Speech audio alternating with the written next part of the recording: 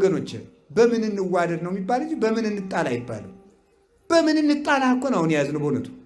ሰይጣን ሰውን በምን ላጥፋው ይላል፣ እግዚአብሔር ደግሞ ሰውን በምን ልማረው።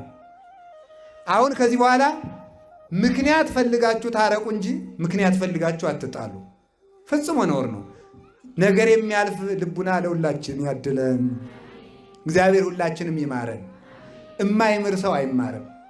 እውነቴን ነው የምነግራችሁ። ማሩ፣ ይቅር በሉ፣ እራሩ፣ ጨካኞች አትሩ፣ ልበ ደንዳኖች አትሩ። በጠላት ሞት ደስ አይበልህ፣ ቀን የሚያመጣውን አታውቅምና ይላል ሰሎሞን። ቀን የሚያመጣውን አታውቅም።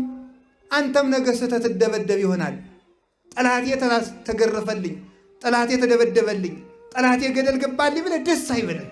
እዘንለት። በሳተ ሰው፣ በወደቀ ሰው፣ ተወግዞ በተለየ ሰው፣ በተሳሳተ ሰው፣ በሰረቀ፣ በቀጠፈ፣ በታሰረ አይሳለቅም። አቤቱ ከክፉ ቀን አድነኝ ነው የሚባለው። ለዚያ ሰው ማዘን መራራት ይገባል።